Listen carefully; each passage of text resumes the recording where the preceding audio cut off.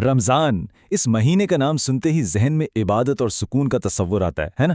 لیکن رمضان کی ایک اور حقیقت بھی ہے۔ یہ صرف روحانیت کا مہینہ نہیں بلکہ تاریخ کے سب سے بڑے فیصلوں، انقلابات اور عمل کا مہینہ بھی ہے۔ آج ہم اسی سفر پر نکلیں گے اور دیکھیں گے کہ کیسے اس ایک مہینے نے دنیا کا نقشہ ہی بدل کر رکھ دیا۔ تو جب ہم رمضان کے بارے میں سوچتے ہیں تو کیا خیال آتا ہے؟ روزہ، نماز، تراویح، ایک پرسکون سا ماحول اور ذاتی غور و فکر کا وقت۔ یہی تصویر ہے جو ہم سب کے ذہنوں میں ابھرتی ہے۔ لیکن کیا ہو اگر میں یہ کہوں کہ تاریخ ایک بالکل مختلف کہانی سناتی ہے، ایک ایسی کہانی جس میں رمضان خاموشی کا نہیں بلکہ انقلاب، عمل اور دنیا کو بدل دینے والے واقعات کا مہینہ ہے۔ جی ہاں، آج ہم اسی روایتی تصور کو ایک طرف رکھ کر دیکھیں گے کہ تاریخ کے آئینے میں رمضان کتنا متحرک اور فیصلہ کن مہینہ رہا ہے۔ تو چلیں اپنے سفر کا آغاز کرتے ہیں۔ ہم شروعات کریں گے پہلی 3 صدیوں سے جب بنیاد رکھی گئی، پھر دیکھیں گے کہ 4 سے 7ویں صدی میں کیسے توسیع اور دفاع کا مرحلہ آیا۔ اس کے بعد 8ویں سے 11ویں صدی میں استحکام اور تعمیر نو پر نظر ڈالیں گے، اور آخر میں جدید دور اور اس کی وراثت کو سمجھتے ہوئے تاریخ کے لازوال سبق تک پہنچیں گے۔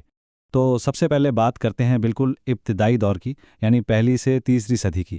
یہ وہ وقت تھا جب ایک نئی شناخت بن رہی تھی اور ایک نئی طاقت دنیا کے سامنے آ رہی تھی۔ اور اس دور کا سب سے پہلا اور شاید سب سے اہم واقعہ غزوہ بدر۔ ذرا تصور کریں، ایک طرف صرف 313 مسلمان اور دوسری طرف مکہ کا 1000 جنگجوؤں پر مشتمل مسلح لشکر۔ یہ 17 رمضان کا دن تھا جب مدینہ کی اس چھوٹی سی نوزائبہ ریاست نے تاریخ کا رخ موڑ دیا۔ اس ایک فتح نے نہ صرف مسلمانوں کو عرب میں ایک بڑی طاقت بنا دیا بلکہ یہ بھی ثابت کر دیا کہ جیت تعداد سے نہیں، ایمان اور یقین سے ملتی ہے۔ پھر تاریخ ایک صدی آگے بڑھتی ہے۔ اب مسلم افواج صرف عرب تک محدود نہیں، وہ اسپین سے ہوتی ہوئی فرانس کے دل تک پہنچ چکی ہیں، اور یہاں رمضان کے مہینے میں بلات الشہداء کی جنگ لڑی جاتی ہے۔ یہ ایک ایسی فیصلہ کن جنگ تھی جس نے مغربی یورپ میں مسلمانوں کی پیش قدمی کو روک دیا اور اس پورے براعظم کے مستقبل کا سیاسی اور ثقافتی نقشہ ہمیشہ کے لیے طے کر دیا۔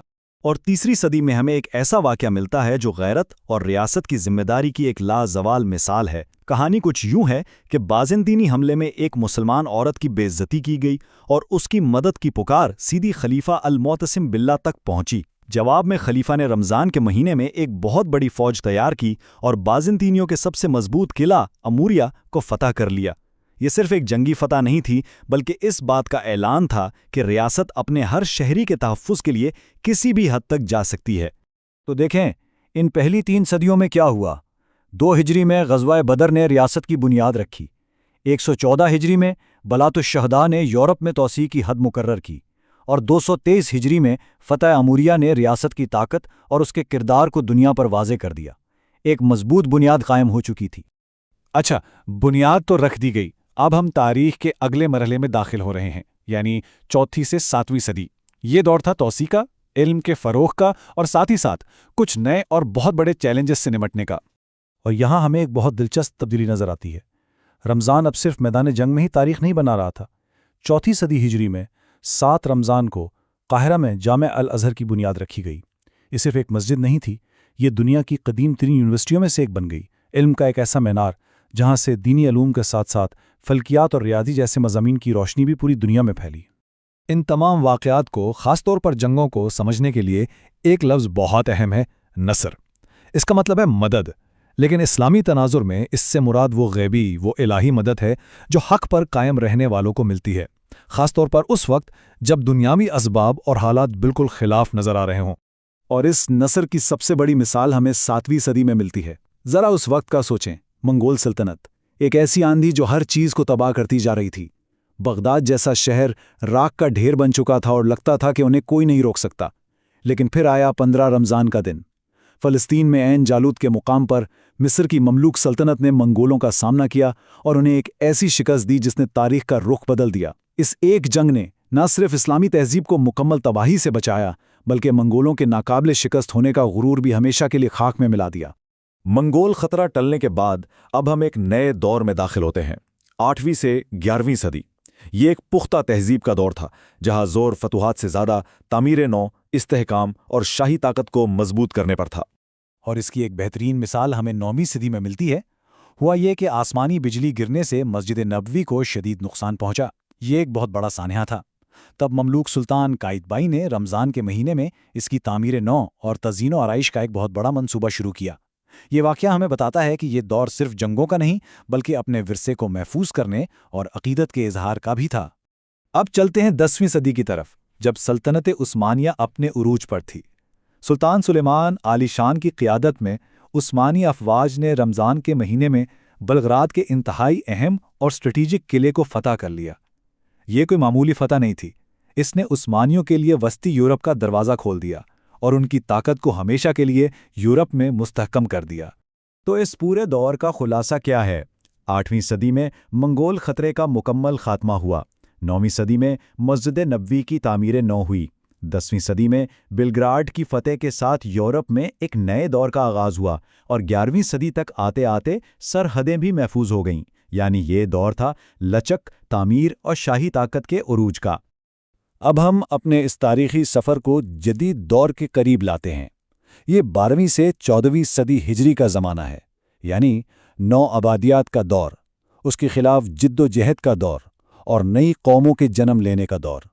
اور یہاں ہمیں رمضان کی وہی پرانی روح ایک نئے روپ میں نظر آتی ہے۔ 13ویں صدی ہجری میں جب فرانس نے جزائر پر قبضہ کیا تو اس نو آبادیاتی طاقت کے خلاف منظم مزاحمت کا آغاز امیر عبدالقادر نے رمضان کے مہینے میں ہی کیا۔ یہ جزائر کی طویل اور صبر آزما جدوجہد آزادی کا پہلا باب تھا، اور اس کی بنیاد بھی رمضان میں ہی رکھی گئی۔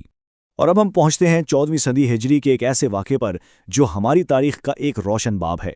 برطانوی ہندوستان میں مسلمانوں نے دو قومی نظریے کی بنیاد پر ایک الگ وطن کا خواب دیکھا اور اس کے لیے ایک طویل سیاسی جدوجہد کی۔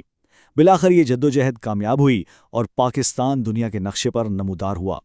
یہ دنیا کی پہلی جدید ریاست تھی جو ایک نظریے کی بنیاد پر قائم ہوئی اور اپنے قیام کے وقت سب سے بڑا مسلم ملک بھی تھا۔